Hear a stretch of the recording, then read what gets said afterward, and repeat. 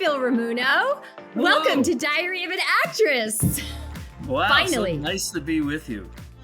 I know. I've wanted you on this podcast since I began a year ago. So you've been playing hard to get. Well, I've been busy. I'm doing a few new things now these days. I stopped teaching for the first time in 50 years. I'm telling you, when I was in Boston, when I was 20 years old and I was a director on TV news, the same station you ended up working on later after I left. I always had a class on one night a week. I always wanted to teach how to do television. I thought it'd be good for me to spread it out to people that wanted to do that. So I always had a class there. When I moved to LA, I always had a class here as well. And so I was teaching at And USC. that's where we met. Yeah, That's where exactly. we met. You came At to my a sitcom class. sitcom acting class. It changed my life. It was a game changer. That's nice to hear.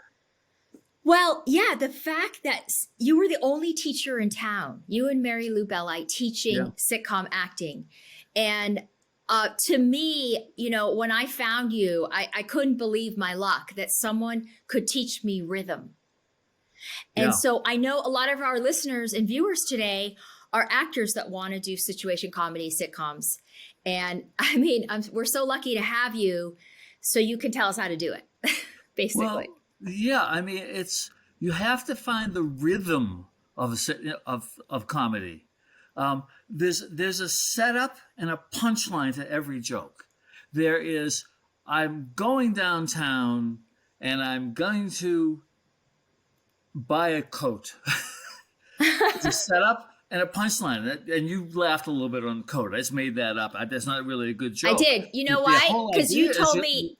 You set up a premise, and then you make something slightly funny about that about that, and then people laugh. And so now you have three things going on: set up, punchline, and a laugh. And you have to give room for that laugh. You can't drive through it. You got to wait for the audience, even if they're not there. They're going to be there when they watch it later if they're not in the room with you. So you have to find that rhythm. Yes, and you also told me that hard consonants are funny. So when you said coat and you hit that, that made me laugh. You find a word that's really hard. And when I was working in Russia and Romania and Bulgaria, I had to teach them that as well, because all those things work. But we had to find the words of theirs that you can make it hard hit on it. And we found it. It worked. It's universal. Even in another language. Right. Yeah. What's interesting to me is that you wrote a book with Mary Lou Belli, and the book is called, the Sitcom Career Book. Thank you. You have it right there. I have it right in front of me. And that's the second edition, right? With Henry Winkler wrote the foreword. Edition. Yeah, we sold out the whole first printing. We did a second edition. I don't know if we'll do another one because we discussed it. We said, if we're going to do another one, we have to do another rewrite because things change, you know? Between the first edition and the second edition, we spent a lot of time rewriting it and making it up to date because things change a little bit. I mean, storytelling always is constant, but the method of where you go, how how much time do you have on stage, those kinds of things change a little bit over the years. Right. Yes. Can you tell us some hacks, like just for, not hacks, but for like shortcuts, like a turn, a mislead? Can you teach us 4 things that we need to know about sitcom acting? Yeah. Well, you just said some of them. A turn is and actually the term and mislead are relatively similar. I'm going to have to make something up here. If I'm going to go, hey, Rachel, it's nice to see you. Oh, wait a minute, I can't see you. Oh my goodness, there's a knock on the door. Oh my goodness, I think this big giant guy is showing up. So I hear the knock, I open the door, and it's a guy that tall. And it's so I set up an expectation and I changed it. It's the opposite of what you expect. Our producer Max just popped in just to make sure everything's okay. That was a surprise, right? Surprising comedy is funny. Yeah. Basically. Okay, go on. Can you tell me another one? Can you tell me what a turn is? Of course, you taught me all these terms. Right. Well, a turn is it's like it's like part of the mislead. Um, I'm thinking, oh look, what did you have in that cup? Oh wait a minute, it's my cup and it's over here. I mean, you have to you change it. I'm making stuff up off the top here. This is Of not course you comedy are. gold, but that's the concepts that you'll find in the scripts. Now, if you're an actor, you didn't necessarily write the script, so you have to have the script, and you have to find where those turns are, where you're Right. Does going the this way, and actor all of a find sudden you them? turn that way. Does the actor find them, or does the director have to point it out? The writer has to write it, and then the director has to point it out if the actor doesn't find it on their own. Do they But it's in normally? the writing. Yeah. Okay. Okay. So Phil, can you tell me another one that you always talked about in sitcom class is comedy comes in threes. Yes, because we're used to understanding lists. So if I say, okay, the first thing on the list is you have to show up. The second thing Right. on the list is you have to learn your lines. And the third thing on your list is, oh, I have to go home now. Bye. You change it. You change. You, it's not what you expect. You expected one, two, and three, but I did one, two, and something stupid. And that's the change that makes the audience laugh. They expected the third thing, and they got something Right. completely different. Again, very similar to a mislead or a turn. I mean, Yeah, but it's they're generally in threes. That's why. right. Come on, no, no, no. You That's have to my find them. Do you have a that's my guest? grandson that was just poking in here. Oh, okay. Well, Yeah, he's probably you has the have to bug look for too. those in the writing. You have to look for the mislead. You have Okay. to look for the third thing that's different, and you've got to sell it like it's the same as one and two, and then they'll laugh at it. Okay. Gotcha. You've worked with some of the most incredible comedians in this industry. And one of my favorite stories, if you could share it, is the one you told me about with Robin Williams. Could you share that story? Oh well, it's interesting that the first time, he was wildly inventive, right? When he was doing when he was on a like the Tonight Show, he would have joke after joke after joke that he sets up a joke and does the punchline, and you laugh and laugh and laugh and laugh, and he's solid. He's so good. Well, I was directing a show, and we're shooting it at KTLA, and it was about 10 o'clock at night.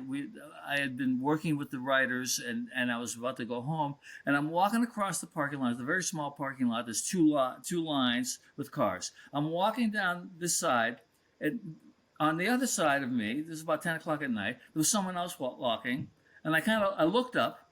There's Robin Williams. Oh my And he gosh. said, hi. And I went, hi yourself. And then he then did 5 minutes of jokes, standing right there in the parking lot for my benefit. And I laughed at almost all of them. They were really funny. I didn't laugh at every one, but I laughed at all the funny ones. And then he said, thank you. And I said, well, thank you. And then I went home. And I told my wife, I said, I had an interesting conversation on my way home with him, with Robin. And then I see, oh, he's going to be on the Tonight Show tonight. Oh, I got to watch the Tonight Show. I just saw him. So he's Right. on the Tonight Show, and he's making up he's making up stuff. Wow. It was all the jokes that I laughed at. He didn't make them up. He worked on them. He had the ability to make it feel like he was making them in the moment. That was his great Wow. skill. He had funny stuff, and he created it, and it sounds like he just makes it up out of it. He worked on all this stuff, and that was On you in the parking lot. a What a good note for all the actors and all the people that want to be funny as well. You have to work on this stuff. You have to find where the jokes are and make them work. Yeah, it doesn't come easy. Like this is a specific field to train in, as far as I'm concerned. You teach at USC. You've taught for Sony in Russia and in Romania. You And have taught all Bulgaria of too.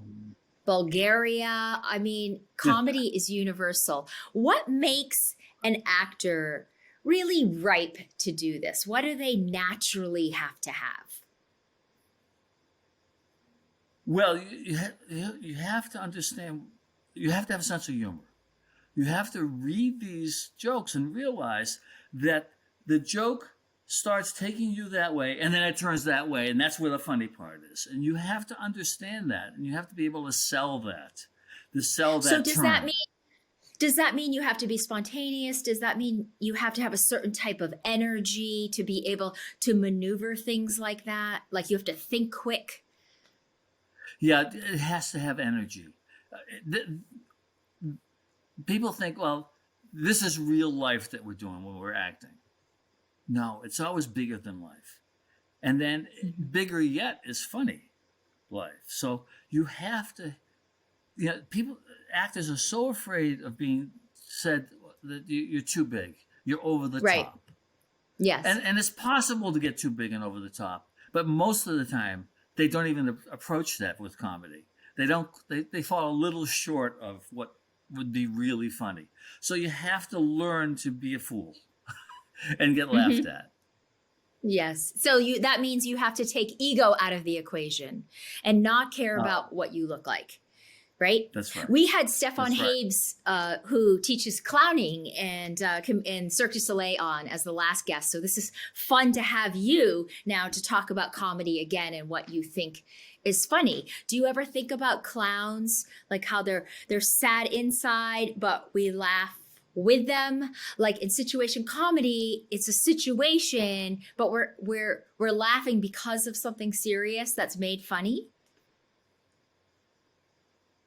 Yeah, because it has to fall into whatever that was going on with the scene. Um, Mm-hmm. but then this is one that then makes an over the top reaction to the scene to Right. make it funny. What are some of the favorite shows that you've worked on? Oh Um, man, I've done I mean, so there's so many of many. You them. just list them off. Lift some of them off. I mean, Um, they're epic. They're famous, and some of these might be dated for some of the students now. But but they're good to Amen, study. Yeah. give me a break. Charles in Charge, 9 to 5. That was an interesting thing that was based on the movie with Dolly Parton, and then her sister did the TV version of it, played the Wow. same role. Um, That's so funny. and I didn't even know she had a sister. Yeah, her sister was very good as well. She was terrific, and that show worked nicely. Ran a couple of years. I ended up being lucky enough to work on a lot of those different shows. Hmm. Um, I loved as a kid. You got to watch TV. If you're interested in doing TV, you got to watch it. If you're interested in doing movies, you got to go to movies. You have to see what's going on and how it's being done, and then you can learn how to do that kind of stuff. I loved um, Sergeant Bilko when I was a kid. It was on. I was 7 years old, and I just thought that was the funniest thing I ever saw. And then I So, really fell in love with the Dick Van Dyke Show after that. oh, so Um, good. uh, And all you these know shows what? are still on. You can see Dick Van Dyke. It's on. Yeah. Go. Other. Dick Yeah. Van Dyke is still in Malibu. He's 95 years old, and he people see him all the time around the stores and everything. And he's really nice to people out there. I saw I'll him tell you. live in Conan O'Brien dancing. I went to a private taping of Conan O'Brien. It was a rehearsal, and there he was tap dancing. Yeah. When I was writing the sitcom book, I wanted to write something about physical comedy, and I thought Dick Van Dyke was the perfect person for that. Well, Right. his son lived on my street, and I went, wait a minute. I asked his son, "You think your dad would talk to me about this?" He says, "I'll let you know." Next day, he gave me his dad's phone number, so I called him. Really? He spent 3 hours talking to me about physical comedy. No. Did you record it? Fantastic. I want to No, know all it's about it. it's in here. It's in here. I It's learned in from him. there. Okay. Do you want to share Yeah. one thing with our audience? Something that stood out about physical comedy? Oh, it's the same idea of comedy that has a turn in it. It's the same as the verbal Oh, really? jokes that give you a setup and a punchline. The physical stuff goes a little further. Um, uh, you go to YouTube and find the Dick Van Dyke Show and watch it. There's one called The Okay. Bank Book, which I showed a class of mine. I thought that was a really good exercise of he does a whole bunch of physical stuff in the first scene, and it's a really lovely little show. Mary Tyler Moore was 6 years younger than him, and he was worried that the relationship wouldn't work on television because he was felt like he might be too old for her, but it would work perfectly. It was a beautiful relationship. Even though things are dated about this episode called The Bank Book was about he finds that his wife had a secret bank account that she was saving money, but she's Oh saving no! it Can for you him, it turns out. imagine? That is dated, right? Very Yeah, from it another is time, dated. but I'm And they sure were they made talking it about a work. couple $100, and that was a lot of money they were talking about. Right, Um, right. but it was a lovely thing when they resolved the problem of why is she saving money and not telling me about it? Why is she doing this behind my back? And it turns out she was doing it for him, and it's a lovely little show. And he does a whole bunch of physical comedy, and especially in the beginning, he's looking for I'll something watch and he's it. crawling all over the house looking for it, and he does physical turns where he's doing something, and she opens the door, and all of a sudden he's Oh, out of that comedy bit and talking to her. And then she goes in the other room and he's back doing his craziness, and then she's back and he's back right again. It's amazing how fascinating! I with this didn't know you could physical do that. stuff he makes turns like you would do with the Right, words with right, jokes. right. What do you watch today? What are your favorite sitcoms now? I don't watch network TV. I Okay, you watch stream. I You watch stream like I everyone. watch Yeah. Yeah, I watch Hulu and Netflix, and I just find all sorts of different stuff. I like the Jim what's his name? He's an Australian stand-up comic. Jim Something like that, Jim maybe. I don't Jeffries. watch it. I can't think of. Okay. Yeah, he has a nice Okay. little show on Hulu. It's really nice. He's an Australian stand-up comic, and it's Mm-hmm. a silly little sitcom that they're doing, and I'm enjoying it. Um, Yeah. and what's nice about those is you can watch them all in one day if you wanted to, If you could or work on one. one show like today with one star that you think is so incredibly funny, who would it be? I know I'm putting you on the Oh spot a lot. yeah, I don't know Like, who who do are some of you? the ones that you like?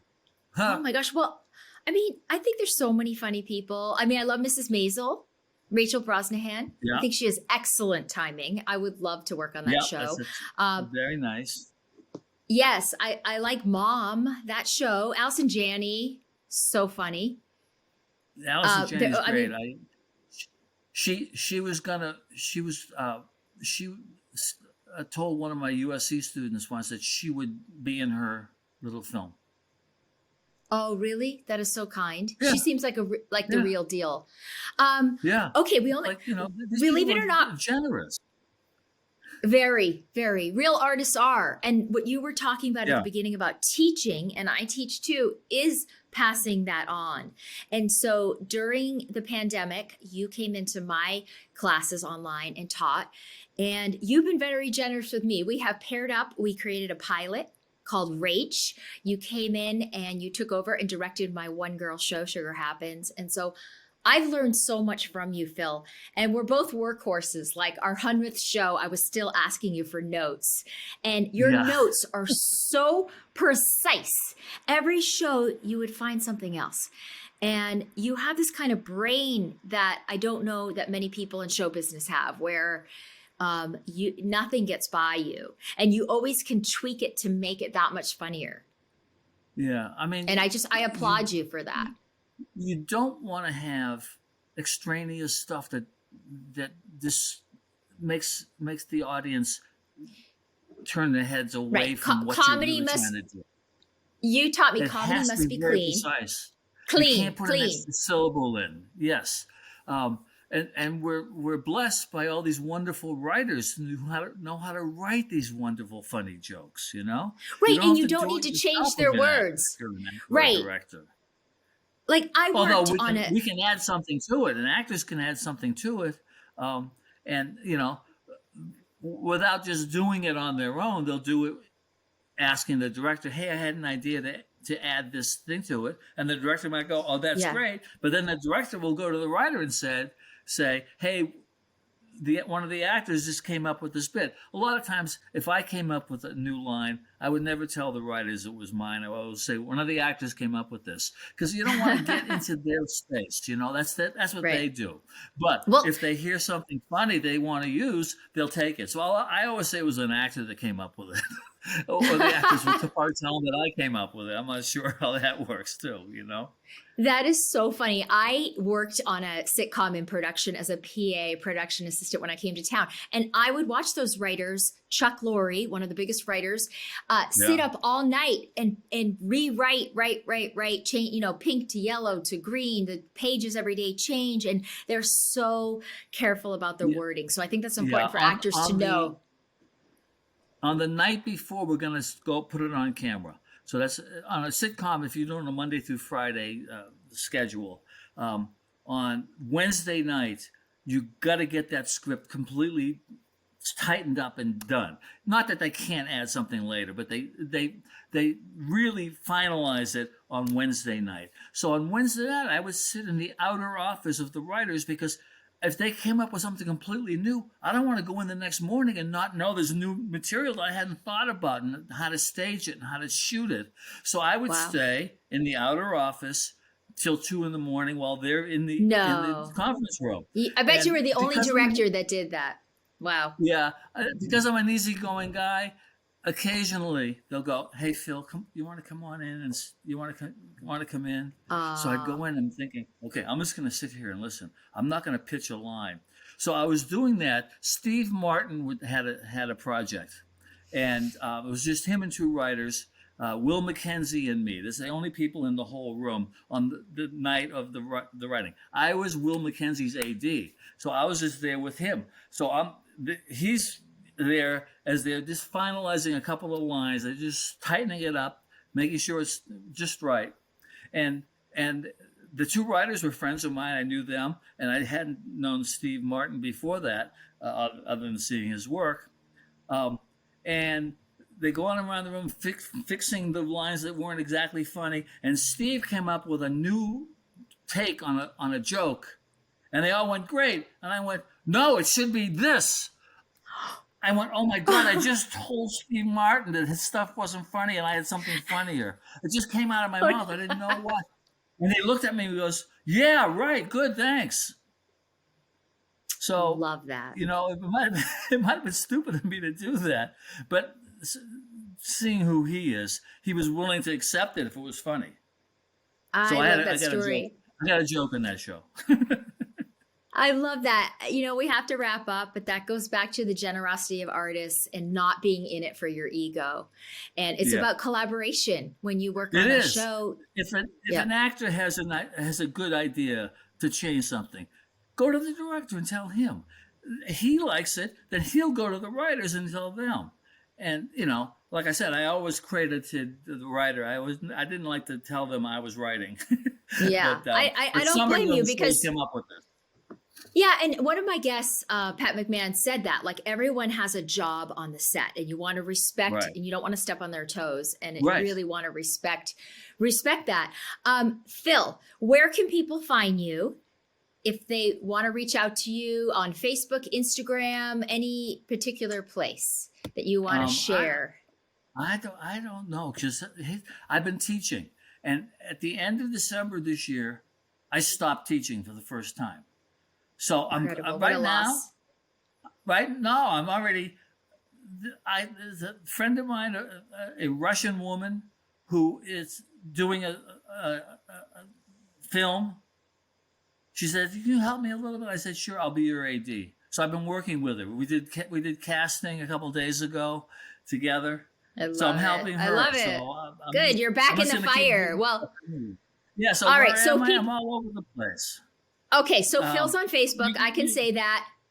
you And can. I and mean, there's the book for what it's there's worth. the book. This the second edition. That's why it says new. I don't know if they're still in the stores or not because They're Mary Lou definitely Bella online and I though. who wrote this together. Um, we discussed we probably should do a third edition now because things change. I Yes. don't know if we have the Yes. energy right now to do that. So for now, you'll still find that some places. Okay. Um, So I gotta run and finding go teach you. a class. Yeah. So Okay. Phil, I gotta go run teach a class because you know what it is. Diary of an Actress, always on the go. But listen, for All right. anyone, Phil's being very elusive. Find him on Facebook. Write me if you want your book signed. I will get it to Phil and he will sign it. You can order it on Amazon. I ordered one about a year ago. They're still there and Phil will sign it. Maybe Mary Lou, who's coming back on the podcast. Phil, absolutely adore you. And, I'm glad you're back in production where you belong. So I can't wait to hear what's coming up. And thank you so much for coming today. My pleasure. It's nice. I'm sorry I'm not seeing the actors in person to get their take on what we're talking about. But Well, you know hoping what? that Maybe we they'll said comment is on helpful. YouTube. Did you hear that, guys? Leave a comment for Phil and Yeah. we'll pass it on. Okay? All right. Perfect. Okay, Phil. Have a great day. Good Lovely to see seeing you. you. Okay. All right. Take care, everybody.